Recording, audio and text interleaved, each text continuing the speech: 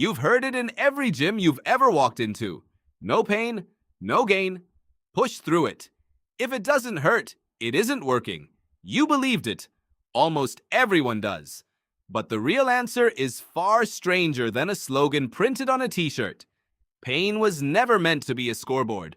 Your body didn't evolve a warning system so you could chase it on purpose. And when researchers actually studied what pain during exercise means, they found something that flips the gym motto on its head. Start with what pain actually is. It isn't a direct readout of tissue damage. It's a decision your brain makes. Neuroscientist Lorimer Moseley, who has spent decades studying how pain works, found that the brain constantly weighs threat signals from the body against context, memory, and expectation before deciding whether to produce pain at all.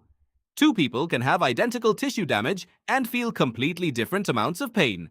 Some people feel intense pain with no damage whatsoever.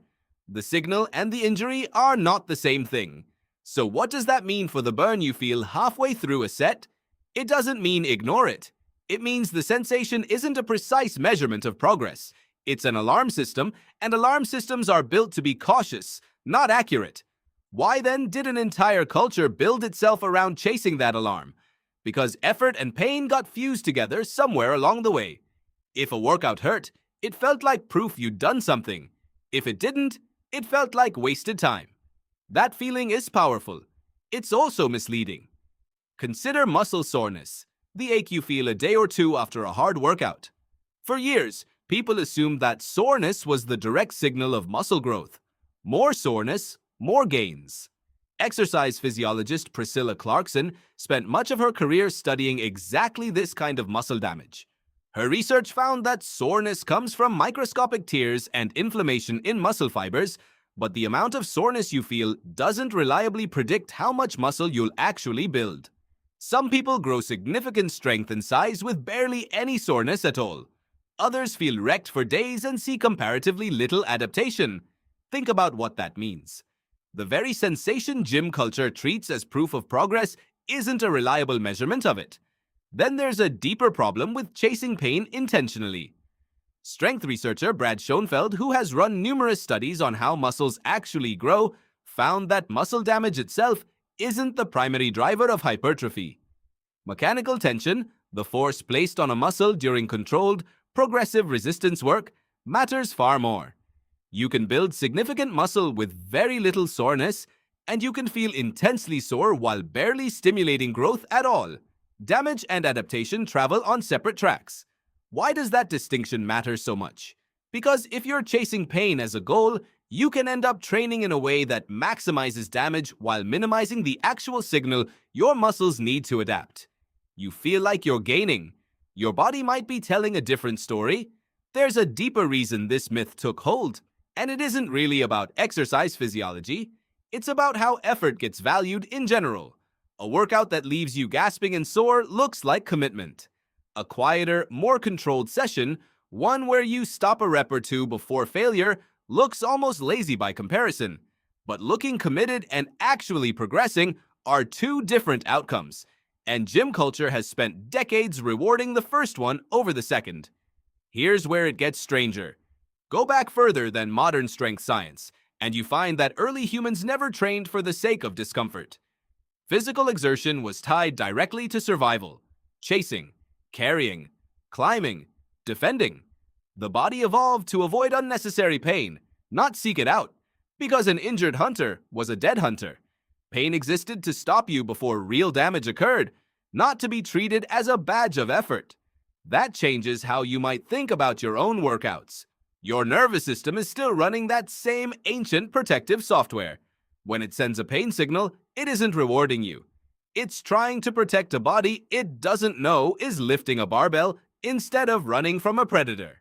So does that mean discomfort has no place in training at all? Not exactly. Effort, fatigue, and a controlled burn during a hard set are a normal, useful part of building strength. That's different from sharp, localized, or joint-level pain, which is your nervous system flagging something closer to real risk. The problem isn't discomfort. It's mistaking every kind of pain for the same signal. And worse, treating pain itself as the goal instead of a byproduct that sometimes shows up along the way. The confusion comes from collapsing two very different signals into one word. General fatigue during effort is expected and often necessary. Sharp or unusual pain is a different category entirely, one your body uses specifically to stop you.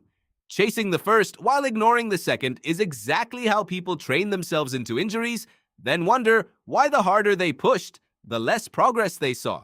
Why did the myth spread so widely despite what the research shows? Because it's simple, and it's visible. Push harder doesn't require understanding mechanical tension or progressive overload. It just requires more effort, more suffering, more sweat on the floor. Coaches could see it, measure it in some rough way, and repeat it to an entire room at once. Precision training, the kind that actually drives adaptation, is quieter and far less dramatic to watch.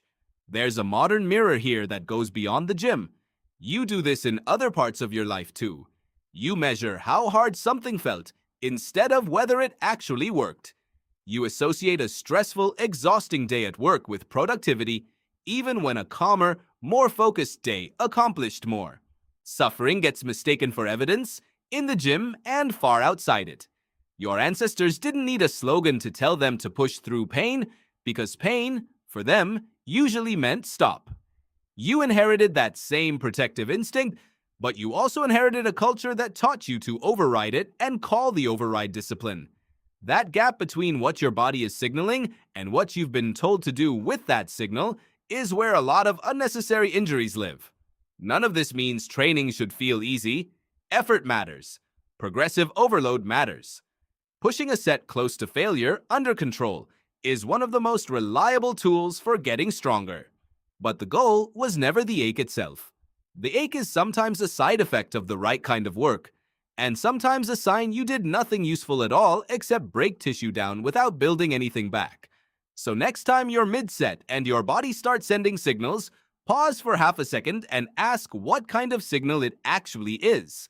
Not whether it hurts enough to feel earned, whether it's the normal fatigue of real effort, or something sharper trying to get your attention before it becomes an injury. You've heard it in every gym you've ever walked into. No pain, no gain. Now you know the real advice should have been simpler. Not more pain, better signal.